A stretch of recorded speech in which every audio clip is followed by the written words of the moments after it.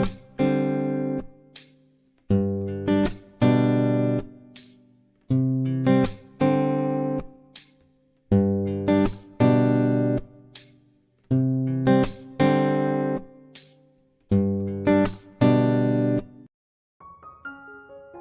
বন্ধুরা, good morning. আমি সঙ্গীতা। আমার নতুন একটা ব্লগে তোমাদেরকে অনেক অনেক ওয়েলকাম আর ভালোবাসা।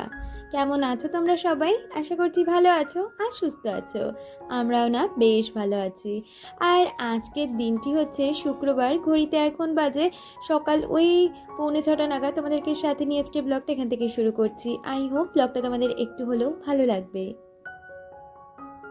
যথারীতি সকালটা কিন্তু আমার আজকে ওই 5টাতেই ঘুম ভেঙেছে আর 5টাতেই উঠে পড়েছিলাম। তবে আজকে কাজগুলো একটু দেরি করেই করেছি। আসলে কি হয়েছে জানো তো, কালকে রাত্রিবেলা মানে ওই যে তোমরা দেখলে না, কালকে কিচেন ক্লিনিং আর রিফিলিংয়ের ভিডিওটা বানিয়েছিলাম। তো সেগুলো করে উঠতে উঠতে আমার প্রায় 8টা মতন বেজে গেছিলো। আর তারপরে রাতের রান্না সমস্তটা মিলিয়ে আর ভিডিও কালকে আমি এডিট করে উঠতে পারিনি। মানে কিছুটা করেছি আর কিছুটা হয়নি, যেহেতু অনেকটাই বড় ভিডিও ছিল। তাই আজকে সকালবেলায় 5টা নাগাদ উঠে আগে ভিডিওর কাজটা কমপ্লিট করেছি। মানে ভিডিওর এডিটিংয়ের কাজটা কমপ্লিট করেছি, ভয়েস ওভারটা যথারীতি এখন দেওয়া হয়নি। ওইটা ওই নানা কাজের মাঝে রান্নাবান্না সেরে আমি যেই সময়টা ফ্রি পাই ওই সময়তেই কিন্তু আমি ওই ভয়েস ওভারটা দিয়ে নিই। আর তখন আমার ভয়েস ওভারটা দিতেও বেশ ভালো লাগে। কারণ কি বলতো, সকালের দিকে এমনিই আমাদের দেখবে কথা বলতে ভীষণ অসুবিধে হয়। যে কদিন তোজোর অনলাইন ক্লাস ছিল তখন এই মানে সকালবেলা করে উঠেই ভয়েস দিতাম, খুব কষ্ট হতো কথা বলতে। কিন্তু কি আর করা যাবে, ভিডিওটা আমি মিস করব না, যার জন্য কিন্তু তখন দিতাম। তবে এখন যখন হাতে সময় রয়েছে, এখন আর অসুবিধে নেই। এখন ওই রান্নাবান্না শেষে ভয়েস ওভারটা দিয়ে নেব। সকালটা আমি যখনই শুরু করি না কেন, সেটা 5টা হোক বা 6টা, আমার কিন্তু সকালের কাজগুলো ঠিক এরকমই থাকে। তবে প্রতিদিন তোমাদের সাথে বাসি কাজগুলো শেয়ার করি না। তবে আজকে একটু করে নিলাম, কারণ খুব একটা মানে তাড়াহুড়ো তো সেরকম একটা ব্যাপার নেই। তোদের যদিও বা স্কুল আছে, কিন্তু সময় মতন কিন্তু আমি সমস্ত কাজটা গুছিয়ে উঠতে পারি। আসলে জানো তো, যতই আমি দেরি করি না কেন, কাজের একটা স্পিড আমার যেন চলে এসেছে, তাই জন্য কাজগুলো আমার সময়ের মধ্যেই হয়ে যায়। আর খুব একটা দেরি আমার সচরাচর হয় না। ওইদিকে বাসি ঘর বারান্দা ঝাড় দিয়ে নিয়ে এখন কিন্তু উঠোনটাকেও সুন্দরভাবে ঝাড় দিয়ে নিচ্ছি। আর অনেকটা বড় উঠোন তো, ঝাড়টা দিতেও অনেকটা সময় লেগে যায়। আর কি জানো তো, খুব ইচ্ছে আছে মানে ধরো আমাদের যেটুখানি এখনও বাঁধানো বাকি রয়েছে তার মধ্যে কিছুটা আরও একটু বাঁধিয়ে নেব। মানে পুরোটা তো একেবারে কমপ্লিট করা সম্ভব নয়, তাই হাজব্যান্ড বলল মানে একটু একটু করে করে নেব। আর এখন বাকিটা করব কারণ হচ্ছে তোজোর খেলাধুলোর জন্য। আসলে হাজব্যান্ড বলছে তোজোকে এই মানে আমাদের যেই উঠোনটা রয়েছে ওখানে পিচ মতন করে দেবে, আর চারদিকটা পুরোটাই নেট দিয়ে ঘিরে দেবে, যাতে ওর খেলতে খুব সুবিধে হয়। জানেও তো ও খেলতে কত ভালোবাসে, আর আমার হাজব্যান্ড ওকে ভীষণ খেলাতে এনকারেজ করে। তাই এইরকমভাবেই কিন্তু তোজোর খেলাটা আমরা বাড়িতেই যাতে ও সবসময় প্র্যাকটিসটা করতে পারে সেই মানে ব্যবস্থাটাই করে দিচ্ছি। মাঠে তো 3 দিন যায়, বাকি দিন তো বাড়িতেই প্র্যাকটিস করতে হয়। তো যাই হোক, কথা বলতে বলতে ওদিকে কিন্তু আমার স্নান হয়েছে। আর স্নানের সময় কয়েকটা জামাকাপড় ছিল, আজকে বেশি কিছু জামাকাপড় রাখিনি। কারণ কালকে যখন ওই কিচেন ক্লিনিংয়ের কাজ করছিলাম তারপরে তো গা ধুতে হয়েছিল, আর গা ধোয়ার সাথে সাথেই জামাকাপড়গুলো একেবারে কেচে নিয়েছিলাম। তাই আজকে কয়েকটা জামাকাপড় ছিল, সেগুলো মেলে নিয়ে এখন পুজোটাও সেরে নিচ্ছি। আমাকে SM সিম্পল হাউসওয়াইফ চ্যানেল থেকে দিদিভাই কমেন্ট করেছে। দিদিভাই লিখেছে, হ্যাঁ গো সত্যি খুব সুন্দর করে কথা বলো, তার সঙ্গে ঘরের কাজগুলো করো। খুব সুন্দর করে পাবদা মাছের ঝোলটা রান্না করলে খুব ভালো হয়েছে। Thank you so much. এইভাবেই তোমরা আমার পাশে থেকো। জানি না কতটা ভালো কথা বলতে পারি, তবে আমার কাজগুলো যেরকমভাবে করি তার সাথে মনের কিছু কথা তোমাদের সাথে মাঝে মধ্যে শেয়ার করে নিই। ওইদিকে ঠাকুর পুজো দেওয়ার কাজটা হয়ে গেছে, মানে পুজো কমপ্লিট করে নিয়েছি। আর তারপরে কিন্তু সোজা চলে এসেছি রান্নাঘরে। এসে আগে চায়ের জল আর বাচ্চাদের জন্য হরলিক্সের জল বসিয়ে নিয়েছি। আর তোমরা তো জানোই তোজোর স্কুল থাকলে ওকে কিন্তু আমি কর্নফ্লেক্সে দিয়ে দিই। আর কি হচ্ছে জানো তো, কালকে রাত্রিবেলা এক প্যাকেট যে দুধ এনে রাখবো সেটা একদমই খেয়াল ছিল না। মানে হাজবেন্ডেরই খেয়াল ছিল না, আর আমিও যে তাকে বলবো সেটা মনে ছিল না। তাই ওই মুদি দোকান থেকে একটা 5 টাকার দুধ এনে ওটা দিয়ে আজকে কর্নফ্লেক্সটা করে দিলাম। তো যখন না অসুবিধা হয় তখন এরকমভাবেই কর্নফ্লেক্স করে দিই। আসলে দুধটা আমাদের বাড়িতে খুব একটা বেশি খাওয়া হয় না, তো তাই দুধের কথাটা খুব একটা সচরাচর মাথাতেও থাকে না। তো ওইদিকে দুষ্টুর জন্য হরলিক্স আর তোজোর জন্য কিন্তু কর্নফ্লেক্সটা বানিয়ে নিলাম, সাথে এবার আমাদের চাটাও করে নেব। আর এখন থেকে জানো তো ওই হরলিক্সের জলটা বা তোজোর যদি আমরা কর্নফ্লেক্সের জল লাগে সেক্ষেত্রে একেবারেই চায়ের জলের সাথে বসিয়ে দিই। মনে করি কি বলো তো, খরচা যখন করব একটাই খরচ করি না কেন, আবার কারেন্ট খরচা করতে যাব, একেবারে গ্যাস খরচাতেই কাজটা মিটে যাবে। তো এরকমভাবেই মানে সমস্ত কাজবাজগুলো একটু বুঝে শুনে করি নিই সংসারের নানা দিক থেকে। আর কথা বলতে বলতে এদিকে কিন্তু আমাদের দুজনের চাটাও হয়ে গেছে। এবার চা খেয়ে তারপরে তোজোর টিফিন বানাতে আসবো। তবে টিফিনটা তো পরে বানাবো, কিন্তু আজকে ওকে টিফিনে যেহেতু পাস্তা দেবো তাই চাটা করে নিয়ে আগে আমি রেখে দিয়ে এসেছি, কারণ আগে পাস্তাটা সিদ্ধ করতে বসিয়ে দেবো। আর কি হয়েছে জানো তো, এক একটা দোকানের পাস্তা এক এক রকমের হয়। আজকে যেই পাস্তাটা এনেছিলাম এত তাড়াতাড়ি গলে গেছিলো, আমি না বুঝতেই পারিনি। আমি ভাবলাম কি চা খেতে খেতে হয়তো গ্যাসটা তো আস্তে করে দিয়েছি, পাস্তাটা আস্তে আস্তে সিদ্ধ হবে। আর তার মাঝে তোজোকে একটু পড়াতে বসে পড়েছিলাম, মানে একটু মুখে ধরাধরি করছিলাম। ও বাবা, এসে দেখি আমার পাস্তাটা পুরো একদম গলে গেছে। সে আর কি করব, এরকমভাবেই রান্না করে নিলাম। তবে পাস্তাটা খেতে টেস্টি হয়েছিল, কিন্তু ওই যে গলে গেছিলো, সে কি আর করা যাবে। এদিকে পেঁয়াজ কেটে রসুন কেটে আমি কিন্তু একের পর এক পাস্তাটা রান্না করে নিচ্ছি। আমাকে পম্পা চ্যাটার্জি দিদিভাই কমেন্ট করেছে, দিদিভাই লিখেছে, কেমন আছো, অনেক দিন পরে কমেন্ট করলাম, রান্নাঘরটা কবে ঠিক করলে, দেখতে খুব সুন্দর লাগছে। থ্যাংক ইউ সো মাচ দিদিভাই। অনেক দিন পরেও যে তোমরা আমাকে মনে রেখেছো, এটাই কিন্তু আমার কাছে অনেকটা ভালোবাসার জায়গা। হ্যাঁ গো, আমি এই 1 মাসও হয়নি মনে হয় রান্নাঘরটা ঠিক করেছি। আসলে রান্নাঘরটা আমার কিন্তু বাড়িতে সবথেকে শখের জায়গা, তাই জন্য ওটাকে আমি যেমনই হোক না কেন সবসময় গুছিয়ে গাছিয়ে সুন্দরভাবে নতুনত্ব কিছু দেওয়ার চেষ্টা করি। জানি যদিও বা রান্নাঘরটা আমার একদম টিনের ভাঙাচোরা, তবুও ওটাকেই কিন্তু সুন্দরভাবে সবসময় গুছগাছ করে রাখি। আসলে কি বলতো, আমি মনে করি কি আমাদের কর্মফলে ভগবান আমাদের যেটুখানি দিয়েছে সেটুখানি নিয়েই আমাদের সুখী থাকতে হয়, কিন্তু বাকিটুকু গুছগাছ পরিষ্কার পরিচ্ছন্ন এটা কিন্তু সম্পূর্ণটাই ডিপেন্ড করে আমাদের ওপর। তাই জন্য কিন্তু ভগবানের দেওয়া জিনিসগুলোকে সবসময় সুন্দরভাবে গুছগাছ করে রাখার চেষ্টা করি। মাঝে মধ্যে নতুনত্ব কিছু একটু দেওয়ারও চেষ্টা করি, যেটাতে কিন্তু আমার ঘর থেকে শুরু করে রান্নাঘর সমস্তটাই একদম নতুনের মতন ঝকঝক করে ওঠে। আর কথা বলতে বলতে ওইদিকে তোজো টিফিনটাও প্যাক করে দিয়েছি, সাথে তোজোও বেরিয়ে গেছে। আর তারপরে আমার যে কাজগুলো থাকে একে একে গুছিয়ে নিচ্ছি। আগেই চলে এসেছি বিছানাটা গুছিয়ে নিতে। তোজো না যাওয়া পর্যন্ত না এই কাজটা একদমই ধরতে পারি না, কারণ তোজোর টিফিন করা থেকে শুরু করে অনেক কাজই থেকে যায় তোজোর স্কুল বেরোনোর আগে পর্যন্ত। যেমন ধরো তোজোকে রেডি করা অথবা তার ব্যাগ গুছানো, এই সমস্ত কাজগুলো তো থাকে। তবে কি জানো তো, মিথ্যে কথা বলবো না, তোজো এখন না অনেকটাই নিজের কাজ নিজে করে নিতে পারে। যেহেতু একটু বড় হয়ে গেছে তাই আমার একটু চিন্তা কমে গেছে। কখনো দেখলাম নিজে একাই রেডি হয়ে গেল, আবার কখনো বা নিজের ব্যাগটা একাই গুছিয়ে নেয়। এমনকি যখন ও খেলতে যায় তখন কিন্তু নিজেকে রেডি করাটা ও নিজেই করে নেয়। প্যান থেকে শুরু করে মানে হাতের কাছে সমস্তটা ওকে গুছিয়ে দিতে হবে, বাকিটা নিচেই ও পরে নিতে পারে। আর সত্যি কথা বলতে আমি মা বলে ওকে যে সমস্তটা আমি নিজেই ধরিয়ে ধরিয়ে করব সেটা কিন্তু কখনো নয়। আমি কিন্তু সম্পূর্ণটা ওকে ছেড়ে দিই। আসলে কি বলতো, আমি মনে করি মানুষ কিন্তু ভুলের থেকেই শেখে। আর ছোট থেকে দেখবে বাচ্চাদের আমরা যেরকম শিক্ষা দেব বাচ্চারা কিন্তু সেরকমই শিক্ষা পাবে। তাই আমি চেষ্টা করি সমস্ত কাজ ও নিজের কাজটা অন্তত নিজে যেন করে নেওয়ার চেষ্টা করে। এতে আমার তো হেল্প হবে, তার কিন্তু নিজেরও অনেক শেখা হয়ে যাবে। আর এটার অনুপ্রেরণা বলতে পারো আমার হাজবেন্ড। একটা মানে ছেলে মানুষ হয়ে সে যে একটা মেয়েদের এত ধরনের কাজ করতে পারে সেটা না জানলে আমি হয়তো আমার ছেলেকে সেরকম শিক্ষা কখনোই দিতে পারতাম না। আমার হাজবেন্ড রান্না থেকে শুরু করে সমস্ত একটা মেয়ের কাজ যা যা হয় তাই কিন্তু করতে পারে।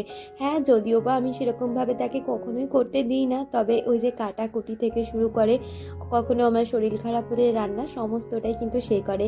আর আমার বলতে কোনো দ্বিধা নেই, আমার থেকে কিন্তু অনেক ভালো রান্না আমার হাজবেন্ড করে।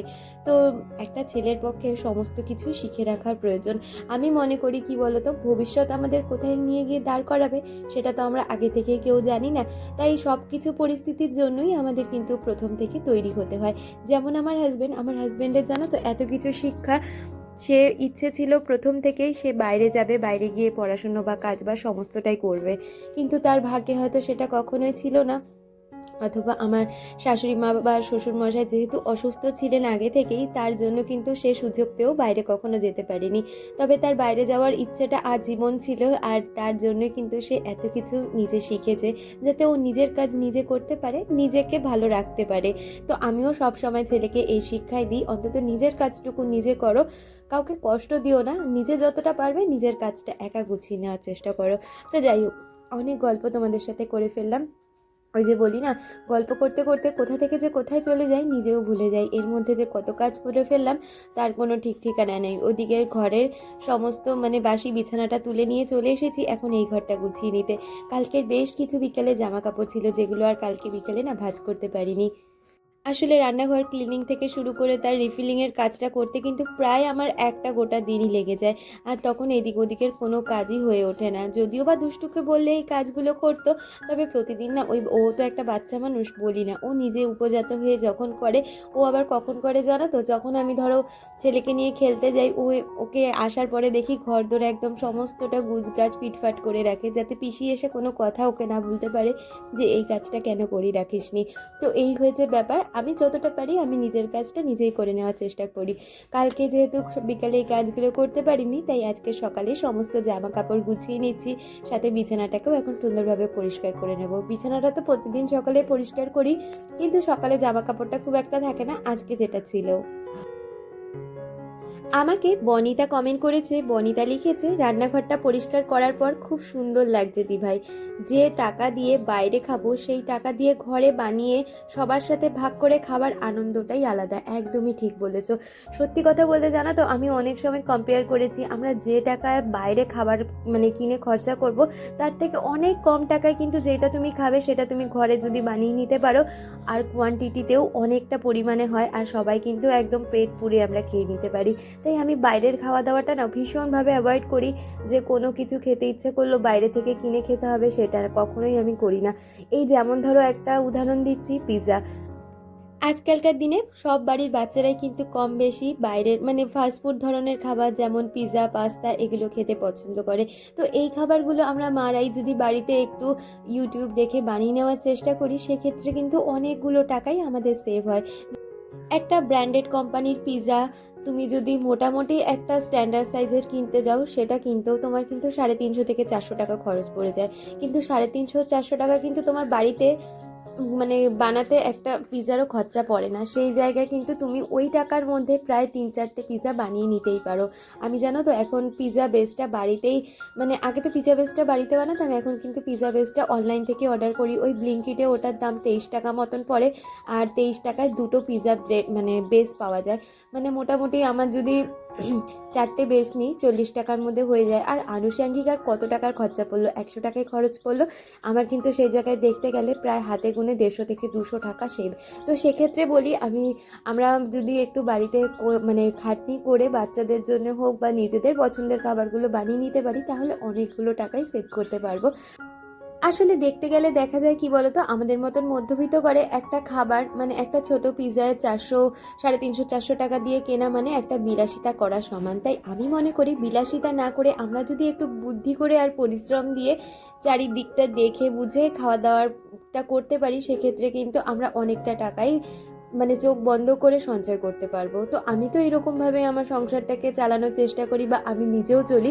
তাই তোমাদেরকে মাঝে মধ্যে এই উপদেশগুলো একটু দিই, হয়তো অনেকটাই বেশি জ্ঞান দিয়ে ফেলি, তবে কি বলতো, আমি যেমনটা চালাই তাই তোমাদের সাথে শেয়ার করার চেষ্টা করি। হয়তো তাতে অনেকের উপকার হলেও হতে পারে, আবার অনেকে সেটাকে জ্ঞান হিসাবে নিলেও নিতে পারে। তো দেখো, কথা বলতে বলতে আমার কিন্তু অনেকগুলোই বাজার হাট চলে এসেছে। তার মধ্যে আমি মাছ ধুয়ে ভাজাটাও বসিয়ে দিয়েছি, আর তার সাথে শাক এনেছিল, শাকটা ধুয়ে নিয়েছি, হাজবেন্ডই ছাড়িয়ে দিয়েছে, আমি শুধু ধুয়ে নিয়েছি।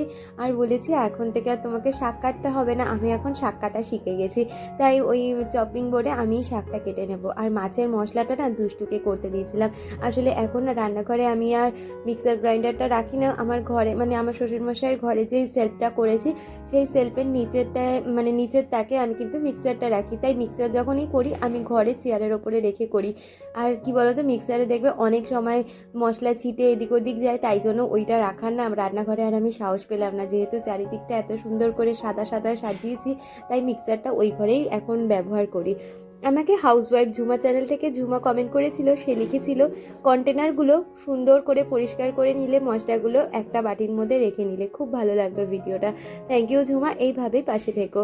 আর কথা বলতে বলতে একটা গ্যাসে মাছ ভাজা হতে হতে আমি কিন্তু ভাতটার সাথে এদিকে আমি কিন্তু শাকটাকেও আগে কেটে নিচ্ছি। ওদিকে ভাতটা হয়ে গেছে, আর শাকটা কেটে শাকটাও বসিয়ে নেবো। আমাকে মিতালিদি কমেন্ট করেছিল, দিদিভাই লিখেছিল খুব ভালো লাগলো ভিডিওটা, রান্নাঘরটা খুব সুন্দর লাগছে, তোমার কথাগুলো খুব ভালো লাগলো, ভালো থেকো, ভালোবাসা নিও। থ্যাংক ইউ সো মাচ দিদি। তুমি এত এক্সপিরিয়েন্স মানুষ হয়ে সংসার করছো, তোমার যে আমার কথাগুলো ভালো লেগেছে এটাই আমার কাছে অনেকটাই বড় পাওয়া। আবার আমি মনে করি যে আমার কথাগুলো অনেকের কাছে হয়তো একটা বোরিং বিষয় অথবা জ্ঞান মনে হতেই পারে, আমি নিজে মনে করি, কিন্তু সবার কাছে যে এটা ভালো লাগছে এটা আমার কাছে আরও বেশি ভালো লাগছে। আর টুম্পা আমাকে কমেন্ট করেছিলে, টুম্পা লিখেছিলে দিদি কেমন আছো, আমি খুব ভালো আছি গো টুম্পা। তুমি লিখেছো রোজ তো ব্লগ দেখছি কিন্তু কমেন্ট করার সময় পাচ্ছি না। দিদি তোমার কাছে একটা রিকোয়েস্ট, তুমি প্রথমে যেভাবে বাসি দুয়ারে জল দিয়ে ব্লগ স্টার্ট করতে সেইভাবে একদিন দেখিও। Good luck. নিশ্চয়ই আমি বাসি দুয়ারে জল দিয়েই কিন্তু প্রতিদিন সকালটা শুরু করি, তবে ভিডিও সেইভাবে করা হয় না। আজকে কিন্তু একদম সকালের বাসি কাজ থেকেই ভিডিওটা শুরু করেছি। যদি আজকের ভিডিওটা দেখে থাকো অবশ্যই কমেন্ট করে জানিও। আর কি জানো তো, বাসি দুয়ারে জল আমি কিন্তু দিই সেটা অফ ক্যামেরাতে। আসলে দরজা খুলে আমাকে বাসি দুয়ারে জল দিতে হয়, তো অনেক সময় না অনেকে তাকিয়ে থাকে, যেহেতু ক্যামেরাটা থাকে, তাই জন্য আমার না এখনও ভীষণ ইরিটেশন লাগে, একটু বিরক্ত ফিলই হয়। কারণ তোমরা কখনোই আমাকে বাইরে গিয়ে কোনো রকম ব্লগ শ্যুট করতে বা কোনো কিছু করতে দেখবে না। আর নিজের বাড়িতে থেকে যতটা ঘরে থেকে আমি ভিডিওটা করতে পারি ততটাই করে নেওয়ার চেষ্টা করি, কিন্তু সকালের দিক করে এখন যেহেতু গরমকাল অনেকেই উঠে পড়ছে, তাই আর ওই দুয়ারের গোড়ায় জলটা দিচ্ছি দেওয়াটা তোমাদের দেখাচ্ছি না। তো যাই হোক, কথা বলতে বলতে রান্নার কাজটা কিন্তু আমি অনেকটাই গুছিয়ে নিয়েছি। আজকে খুব একটা বেশি রান্না ঝামেলা ছিল না, ওই মাছের ঝোল করেছিলাম আর তার সাথে কিন্তু এদিকে শাকটা ভাজা করেছিলাম। এই শাকটা আজকে আমি পেঁয়াজ রসুন ভেজে ভালো করেই রান্নাটা করেছি। আর আজকে এনেছিল যেহেতু আর মাছটাকেও কিন্তু কাঁচকলা আলু দিয়েই রান্না করেছি। আসলে একদিন না হাজবেন্ডকে কাঁচকলা আলু আর বেগুন দিয়ে একটা মাছের ঝোল খাইছিলাম, তারপর থেকে মাছ আনলে হাজবেন্ড একটা করে কাঁচকলা হাতে করে নিয়েই আসবে কাঁচকলা দিয়ে মাছের ঝোল খাওয়ার জন্য। তো খেতেও জানো তো এই গরমের মধ্যে পাতলা আদা জিরে কাঁচা লঙ্কা দিয়ে খেতে ভীষণ ভালো লাগে এই মাছের ঝোলটা। এখন আমি এরকমই করছি গরমকালে। আর হাতের কিছু বাসন ছিল সেগুলোকে একে একে মেজে নিচ্ছি এখন।